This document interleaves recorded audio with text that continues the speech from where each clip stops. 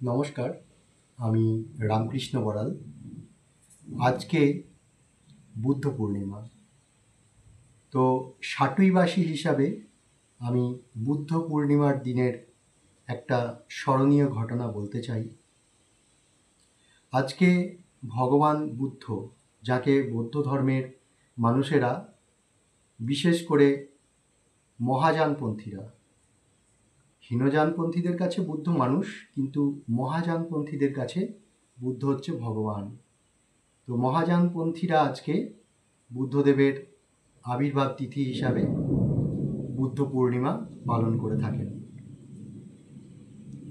বুদ্ধ পূর্ণিমার ব্যাপারে আমি এর আগের পোস্টে বিস্তারিত বলেছি। গৌতম বুদ্ধকে নিয়ে, তাঁর জীবন, বাণী, দর্শন, তাকে নিয়ে লেখা গ্রন্থ, এই সমস্ত ব্যাপারে আলোচনা করেছি। এখন আমি আলোচনা করব বুদ্ধ পূর্ণিমার সাথে সাটুই গ্রামের সম্পর্ক। বুদ্ধ গোটা ভারত এবং ভারতের বাইরে এতটাই জনপ্রিয় যে তাঁর আবির্ভাব তিথি বিশ্বের কোনায় কোনায় পালিত হচ্ছে। এবং বুদ্ধ শিখিয়েছিলেন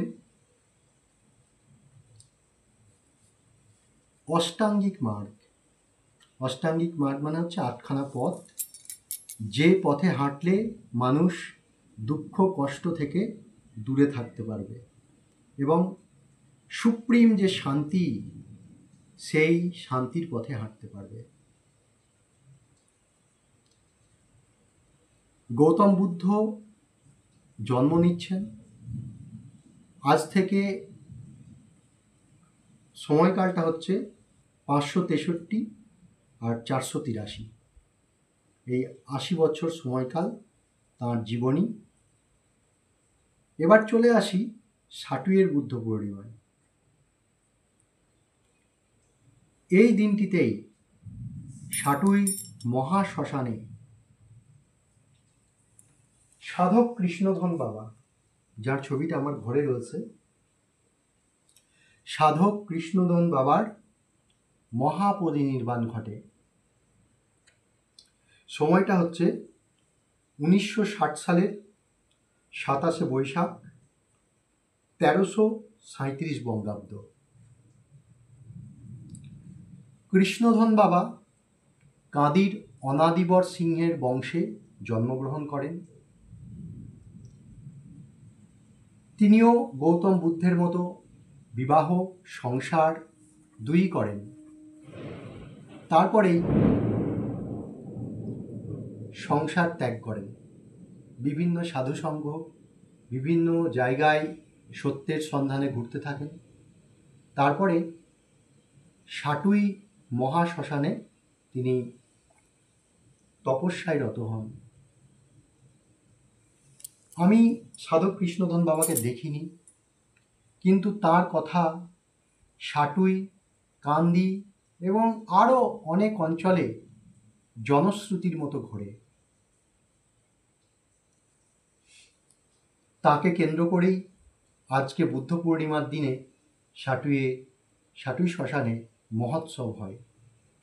এই বছর 3টে জায়গায় মহোৎসব হয়েছে। তাঁর স্মরণেই বর্তমান সাটুই ধর্মশালা মন্দির তৈরি হয়েছে।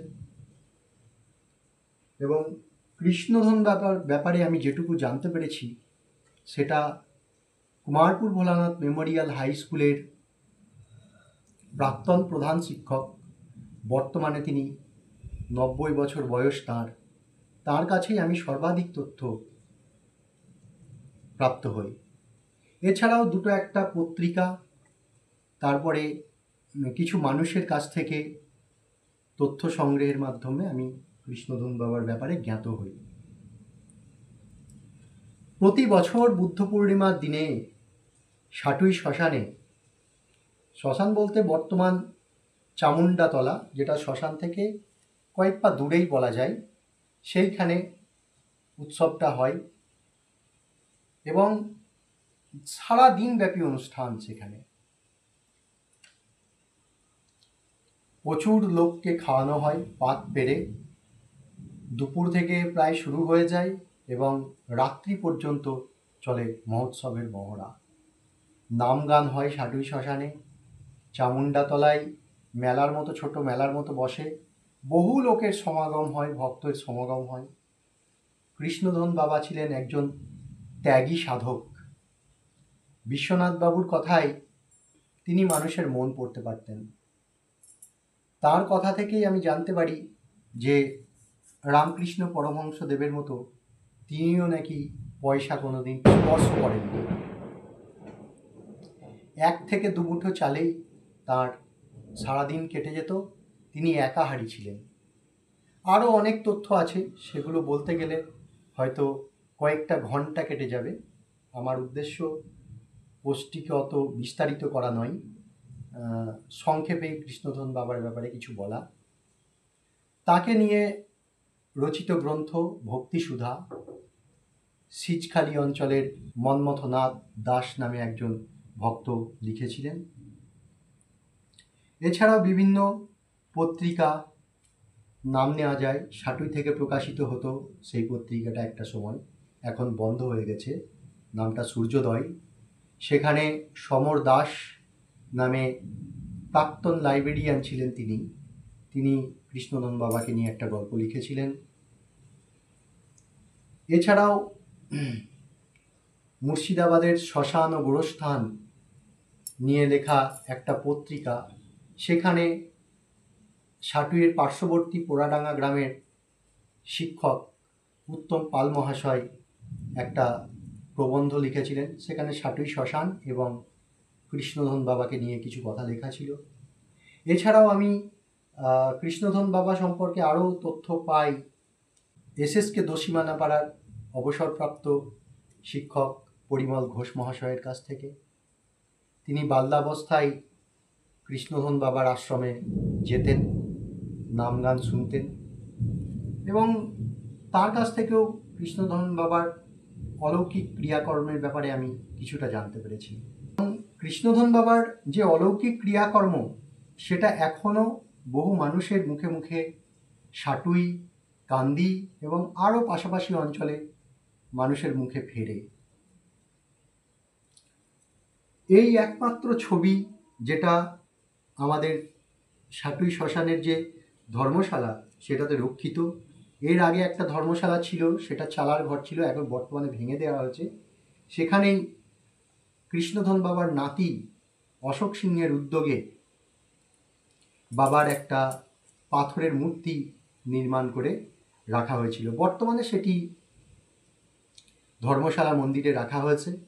এবং কৃষ্ণধন বাবাকে সর্বাধিক প্রচার করার চেষ্টায় রত হয়েছিলেন পরবর্তীকালের একজন সাধক বনফুল বাবা।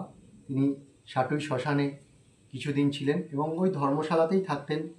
আমিও তার যে আশ্রম সেখানে গেছি।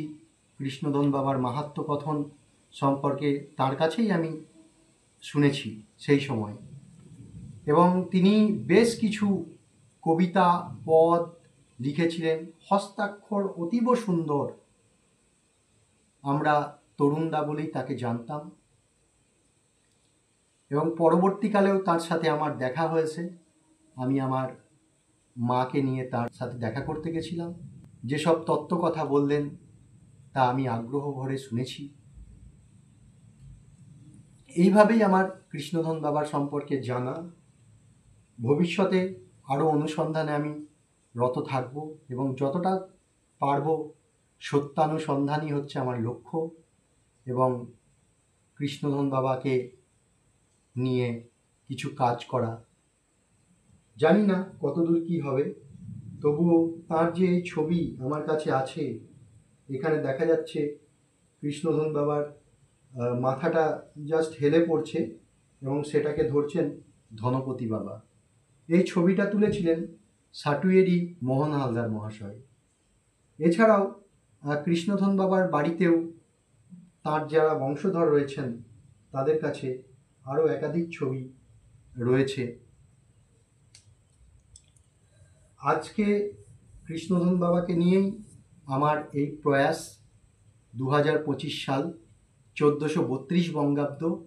তো আমি সাটুইবাসীর কাছে এই মেসেজটা দিতে চাইব যে একজন বাকসিদ্ধ মহাপুরুষ কৃষ্ণধন বাবা বুদ্ধ পূর্ণিমার দিন সাটুই মহাশ্মশানে দেহ রক্ষা করেন। বসেই তাঁর মহাপরিনির্বাণ ঘটে এবং পরবর্তীকালে ধনবতী বাবা কৃষ্ণধন বাবার স্থলাভিষিক্ত হন। তারপরে একটা পরম্পরা চলেইছে সাটুই শ্মশানে। এখন সাটুই শ্মশানে অনেকগুলো মন্দির নির্মাণ হয়েছে, পরিবেশটাও অন্যরকম হয়েছে। সেই জঙ্গল, সেই মানুষ খেকো বাঘ বা বন পশুগুলো আর ওখানে নেই, মানুষ চলাচলের উপযুক্ত হয়েছে। আর আমি আগেও শুনেছি আমাদের বাড়িতে সান্ধ্য আড্ডা হতো, সেখানে অনেক বয়স্ক প্রবীণ মানুষরা সাটুই শ্মশানের তৎকালীন অনেক ঘটনাই বলতেন। তাদের কেউই আজকে নেই। আমি তাদেরকে এখন খুব মিস করি এবং তাদের দিয়ে যাওয়া যে সেই সব কথাগুলো এখন মনে স্মরণ হয়। সাটুই শ্মশানে কৃষ্ণধন বাবা ছিলেন, তিনি আছেন, থাকবেন যুগে যুগে। সকলকে বুদ্ধ পূর্ণিমার শুভেচ্ছা ও আন্তরিক অভিনন্দন জানাই। সকলে খুব খুব ভালো থাকুন ও সুস্থ থাকুন। আমরা যেন এই মহান সাধকটিকে ভুলে না যাই। ধন্যবাদ।